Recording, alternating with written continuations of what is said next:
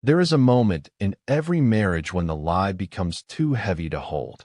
Warren thought he had been careful.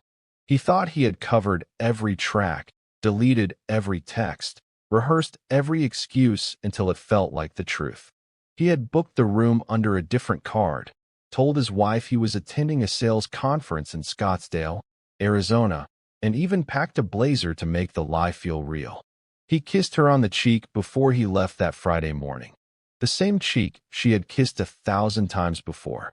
He smiled at her the way a man smiles when he believes he has already won. What he never accounted for, what no man in his position ever accounts for, is the woman he underestimated standing behind the front desk of the Camelback Grand Resort, wearing a name tag, a pressed uniform, and a smile that could stop a room. Dear friends, welcome. If you are new here, this is the place where real stories live. Stories about love, betrayal, survival, and the kind of justice that makes you pause and stare at the ceiling afterward. Before we go any further, I need you to hit that subscribe button right now. Hit the like button, share this with someone who needs to hear it today, and ring that notification bell so you never miss a story. And drop a comment right now telling me where you are watching from, whether you are in Texas, California, Florida, New York, or anywhere in between. Let me know you are here. Because this story, what you are about to watch unfold, is one of the most quietly devastating, perfectly executed moments of human reckoning I have ever told. Now settle in. We are just getting started. Her name was Nadine, 41 years old, originally from Tucson, the kind of woman who remembered birthdays without a calendar and could read a room the moment she walked into it. She had met Warren 15 years ago at a charity gala where he was representing his company, and she was volunteering at the registration table.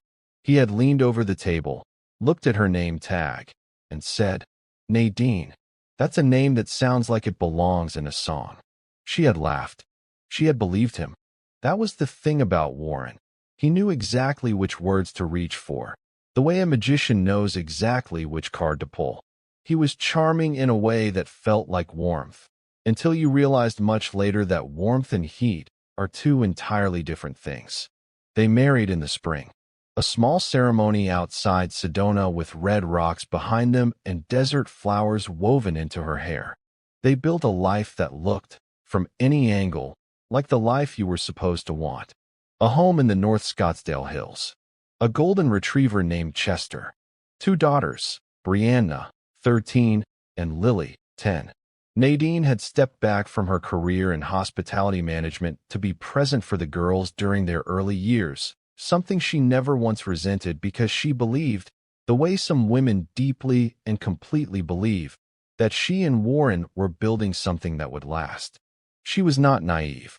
She was faithful. There is a difference, and the world too often confuses the two. The first sign came in January. It was not dramatic. It never is. It was the sound of Warren laughing at his phone in the next room. A low, intimate laugh she had not heard him direct toward her in months. She told herself it was a colleague. She told herself she was tired and reading too much into things.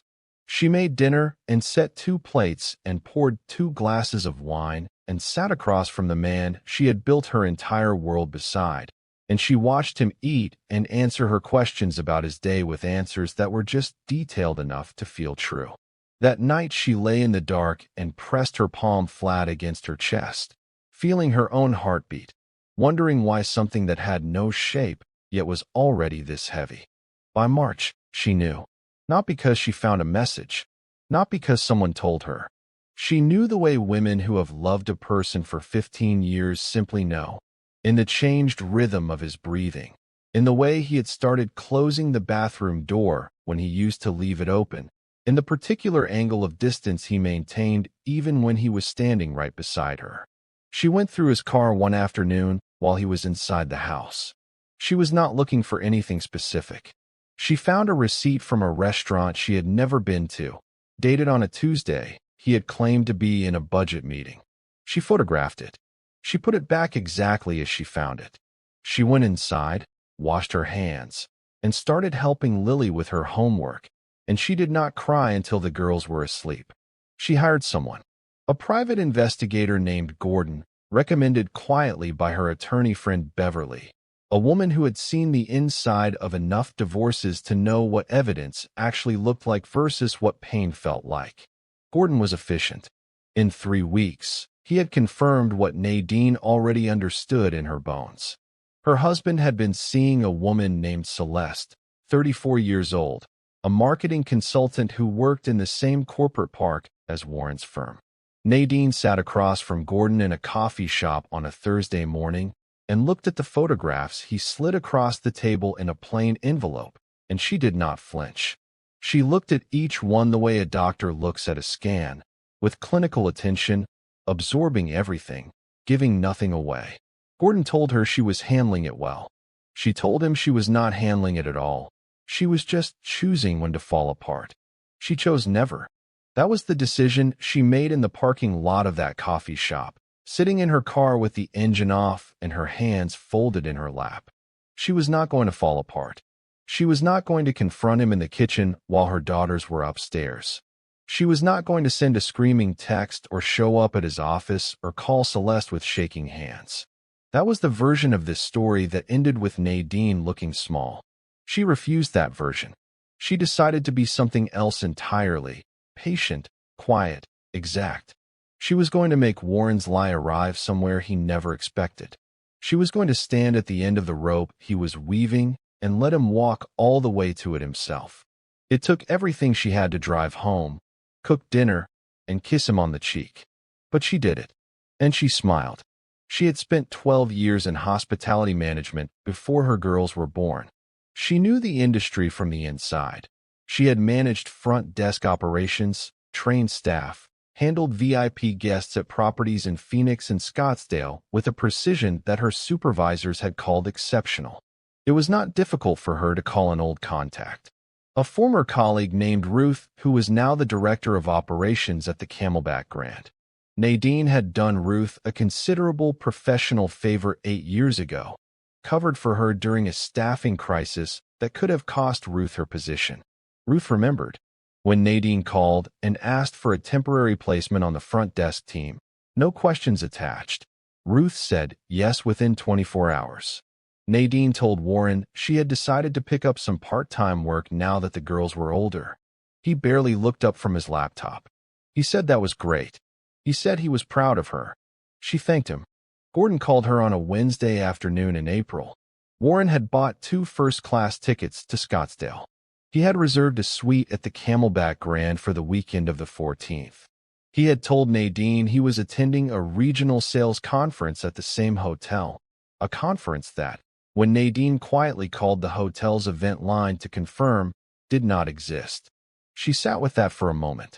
Then she texted Ruth and asked if she could be scheduled for the Friday through Sunday shift that weekend. Ruth put her on the desk by 2 that afternoon. Nadine thanked her. She put her phone down on the kitchen counter. She poured herself a glass of water, not wine, because she wanted to be completely clear-headed for everything that was about to happen. She drank it slowly. She looked out the kitchen window at her daughters playing in the backyard with Chester. She thought, I built something real. Let him find out exactly what that means. If you are still watching at this point, drop a comment right now and say, I'm still here.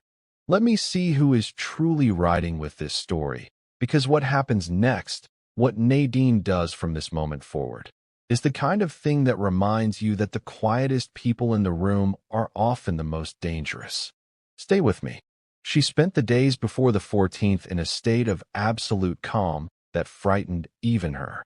She arranged for her mother to stay with Brianna and Lily for the weekend, telling her she had a work training she could not miss. She pressed her uniform. She practiced at the mirror, not the script. She did not need one.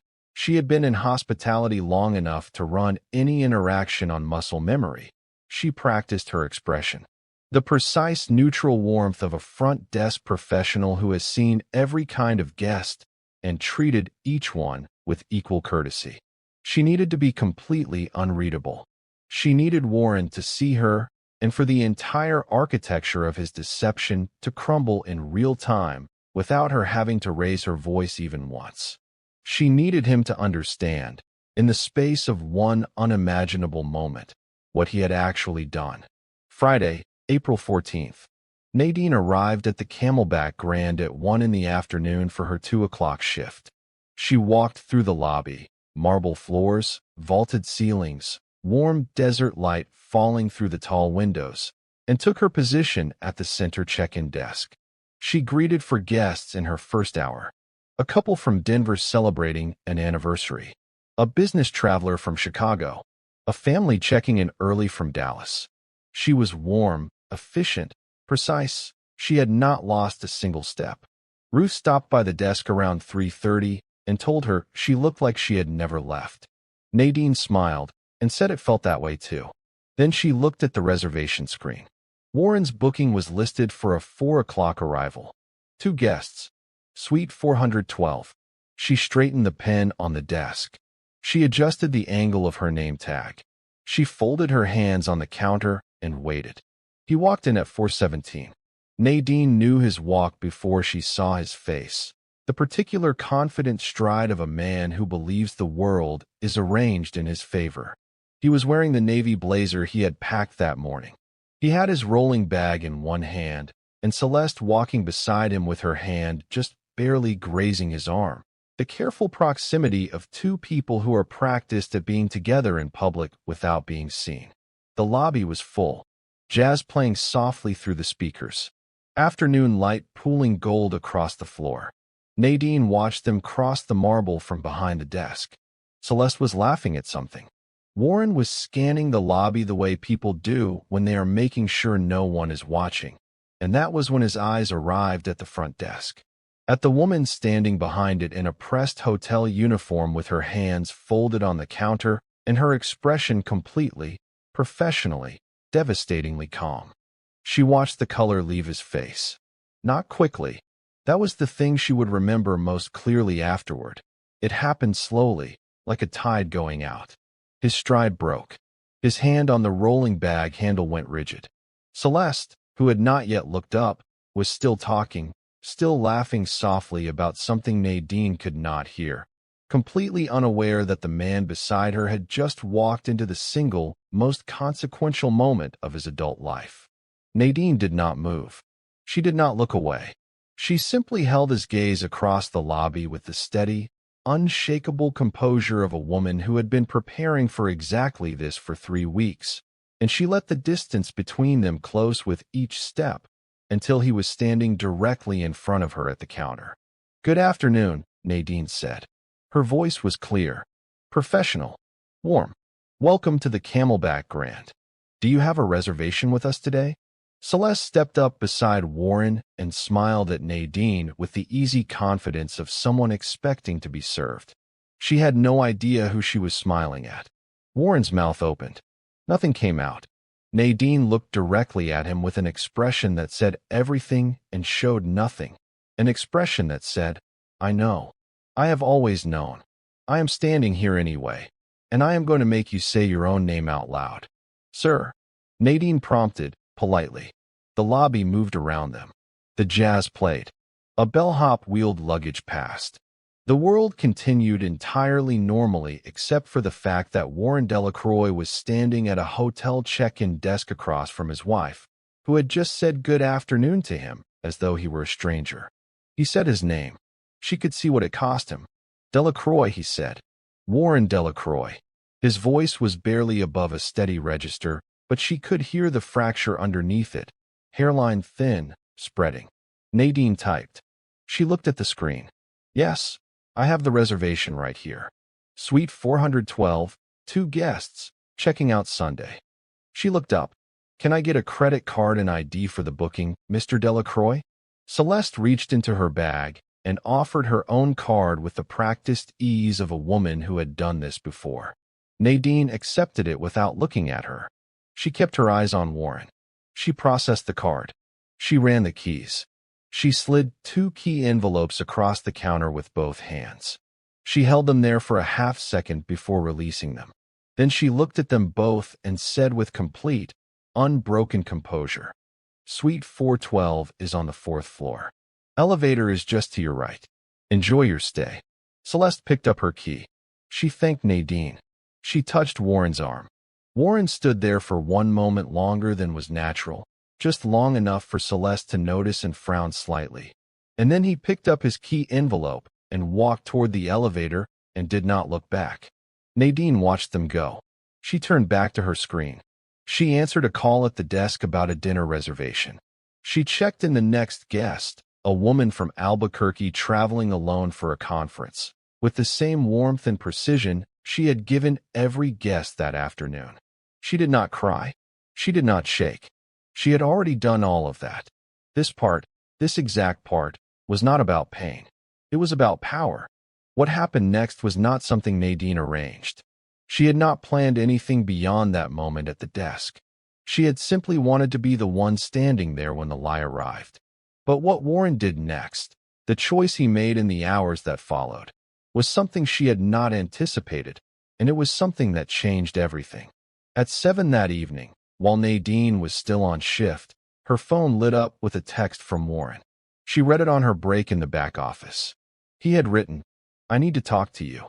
Please." She stared at that for a long time. Then she wrote back, "I'm working. I'll be home Sunday evening." She put her phone in her pocket and went back to the desk. He checked out on Saturday morning, a full day early. Celeste was not with him. Nadine was not at the desk when he came down. She was on break.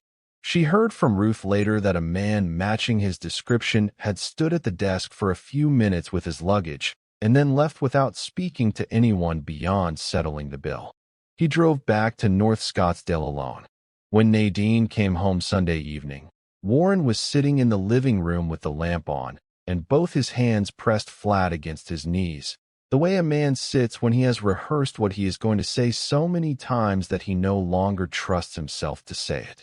The girls were at their grandmother's. The house was very quiet. Chester was asleep by the front door. Nadine set her bag down. She sat across from Warren.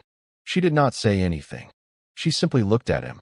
And that silence, that particular, immovable silence, was the most devastating thing she had ever done to another human being, and they both knew it.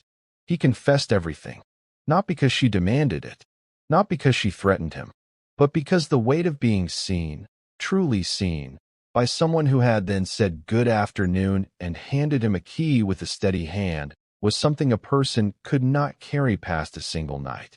He talked for a long time.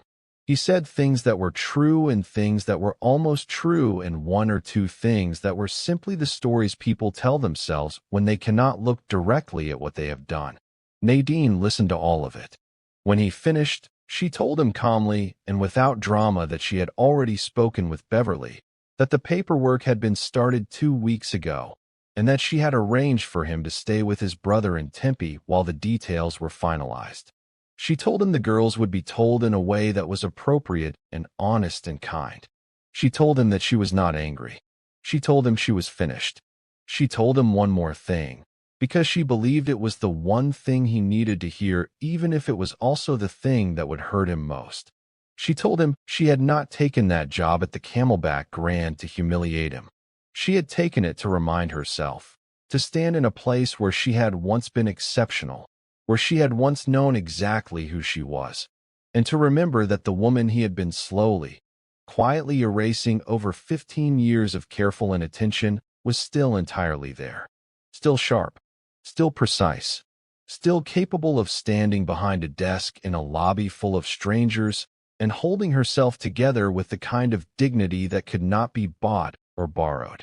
She told him that what happened at that front desk was not a trap. It was a mirror. And what she saw in his face when he recognized her told her everything she needed to know about the man she had given 15 years of her life to. Warren left that night. He pulled out of the driveway with a single bag and his laptop, and Chester watched from the front window until the taillights disappeared around the corner. Nadine sat in the kitchen for a while after. She made herself a cup of tea. She did not turn on the television. She sat in the quiet of the house she had built from the inside out, the walls she had painted herself, the garden she had planted along the back fence, the drawings Lily had made that were still stuck to the refrigerator with magnets from every state they had ever visited, and she breathed. Just breathed. Not with relief, exactly, Not with triumph either. With something more complicated than either of those things. Something that felt like the particular heaviness of a woman who has done exactly what needed to be done and now must face the long, unglamorous work of what comes after. The divorce was finalized 7 months later. Beverly was thorough, and Warren's attorney, to his credit, did not attempt to drag proceedings out. The house remained with Nadine and the girls. Warren paid support with punctuality that Nadine recognized as his particular form of guilt management, and she accepted it for what it was. Celeste, she heard through a mutual acquaintance, had ended things with Warren shortly after the Scottsdale weekend. Whether that was because she discovered how he had treated his wife or simply because the aftermath was more complicated than she had signed up for, Nadine never knew and ultimately decided she did not need to. Ruth offered her a full-time position at the Camelback Grand as a guest services supervisor, citing her performance over that weekend as the most impressive front-of-house work she had seen in years. Nadine accepted. She started in June. By autumn, she was running a team of 11. She had gotten her hospitality management certification updated and was in conversation with the regional director about a broader operations role. Brianna joined the school debate team. Lily took up painting and covered one entire wall of her bedroom with a mural of the Sonoran Desert that made Nadine stand in the doorway one morning and feel something move through her that was close to pure, uncomplicated joy. She called her mother more often. She started taking long walks in the early mornings before the heat arrived, out through the neighborhood and up toward the foothills where you could see the whole valley spread out below in the thin gold light. And she would stand there for a moment before turning back, not looking for anything, not missing anything, just standing. Present. Whole. Exactly where she was. There is a version of this story where Nadine is defined by what Warren did to her, where she is the woman whose husband took his mistress on vacation and humiliated her, where the desk scene is the dramatic peak and everything after is just the management of damage. That version of the story makes Warren the center of everything, which is, when you think about it, exactly what he wanted all along. But that is not the true version. The true version is this. A woman who had let herself be slowly made smaller over 15 years walked into a marble lobby in a pressed uniform and chose to be seen, not as a betrayed wife, not as a victim, not as anyone's cautionary tale, but as exactly what she was. Competent, composed, unfinished, and the look on her husband's face when he saw her standing there was not just shock. It was recognition. He finally saw her. It just cost him everything to look. She never told the girls the details of what happened at the hotel. That was not their story to carry. She told them that she and their father had grown into people who could love them better separately than they could together, and she said it without bitterness, which was the hardest sentence she had ever delivered in her life, and the one she was most proud of. Brianna, at 13, was perceptive enough to know there was more beneath it. She never asked. She came into the kitchen one Saturday morning in November and made Nadine coffee without being asked and set it in front of her without a word, and Nadine looked at her daughter standing there in her oversized sweatshirt with her father's eyes and her own grandmother's chin, and felt something she could not name because it was too large for language.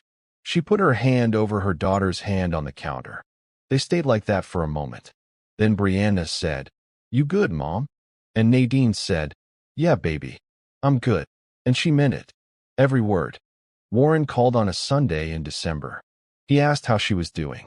She told him she was fine. He was quiet for a moment and then said he was sorry. Not the performed apology of the living room confession, but something smaller and more real, the kind of sorry that does not ask for anything in return. She thanked him. She asked if he wanted to speak to the girls. He said yes.